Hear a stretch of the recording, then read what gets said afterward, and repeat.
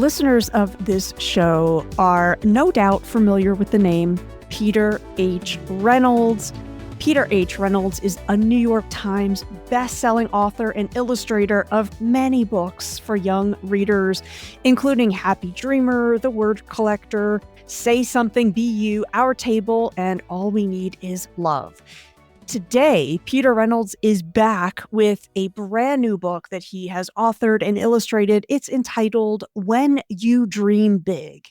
What I absolutely love about this book is that it takes one of those questions that we all too frequently ask young people to answer, and he offers a different frame for asking that question.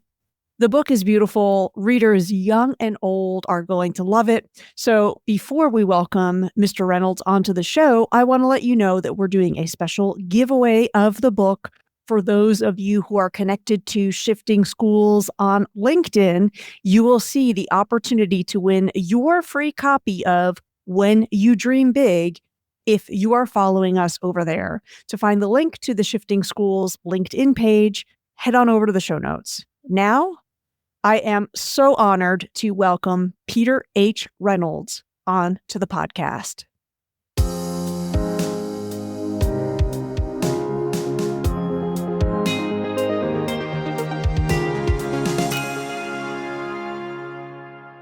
Peter H. Reynolds, the legendary, creative, just genius behind so many books. You are no stranger to my audience, educators who have so much gratitude, so much appreciation for what you do.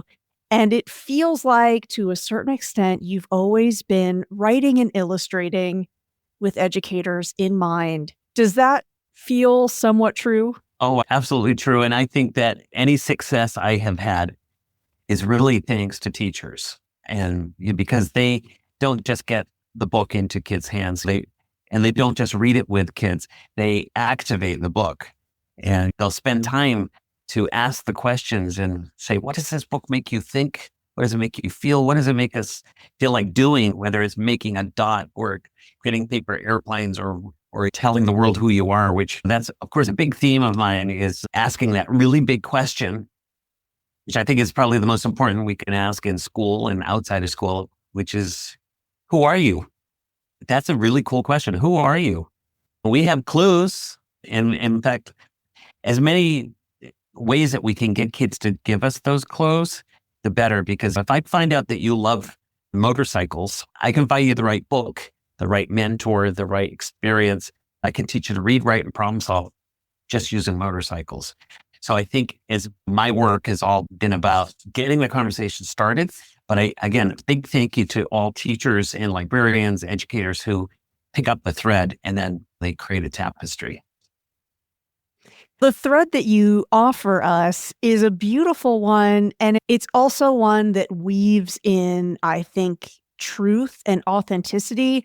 What you're doing with your latest book flips on the head this question that young people are asked all too often: what do you want to be when you grow up?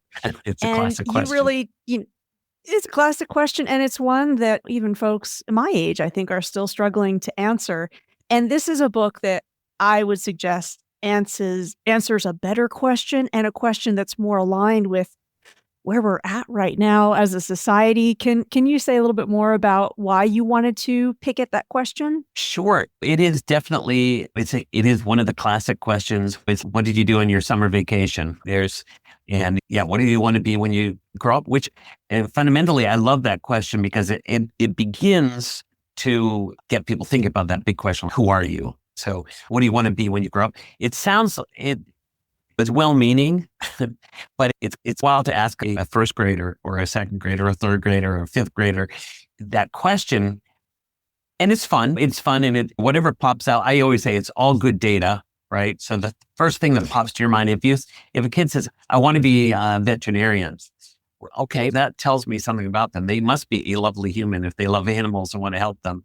I was reading this book this past weekend, and this little girl said, her hand went up, and I called on her, and she said, I want to be a veterinarian and an astronaut and a teacher. And I said, that is so lovely. I love that you have, I'm like, all three are wonderful. And guess what? You can actually do all three. So creative things can come out of those conversations. That's a lot of fun. You can draw, you can write, you can do poems about them. When I do hang out with kids and I travel around the country and around the world, and I have a book called The North Star, which asks kids to create their own constellation. It suggests that they create their own constellation of their interests and their talents and begin to ponder, where is this journey going to take them? So I've been having these conversations for over 30 years, but I noticed that there are definitely the kids who they've got an answer. The hand shoots straight up. But then there's the quiet kids, and they're quiet for different reasons. Some kids are just naturally, they're just very shy. I find those kids very interesting because it's a challenge. There are other kids who are like, they blurt within 30 seconds, they're your best friend. They're telling you everything. But then they're the quiet ones. And I always think, I'm curious. I'm a naturally curious human. So I'm like, I wonder what they're thinking. And then sometimes I come across kids who actually, they are slightly traumatized. Just like the book, The Dot, that was inspired by a little girl who was traumatized by she didn't want to show me her artwork. And I thought, wow, I've got some work to do with this one. And in the same way, if you ask that question, dream big, what do you want to be when you grow up? There are going to be some kids who are traumatized by that. I don't know. And in school, if you don't know something, sometimes that equates to not succeeding. I do not know something that I probably am going to get a bad grade. I'm not doing well in school. I don't have an answer. And so I wanted to create a story that it does a lot, right? It's celebrating dreaming big. Yes, permission granted. Dream big, use your imagination. All ideas are good ideas. But also, if you are stuck, if you're frozen in your tracks, it's okay to take some time for yourself. And to also realize that the question that they're asking you might not be the right question. That in this book, Charlie is struggling, and she realizes that just moving forward is the answer, right? Move forward.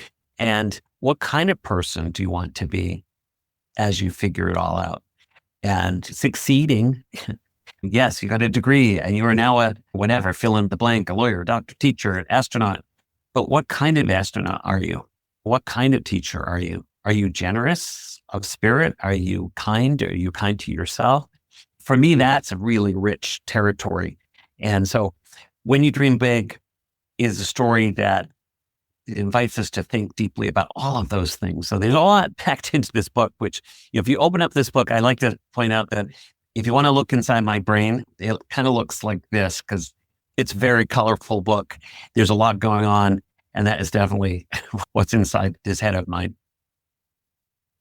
Peter H. Reynolds, readers and your fandom around the world is not going to be disappointed with what is another book that just has lessons for readers, young, old, in between.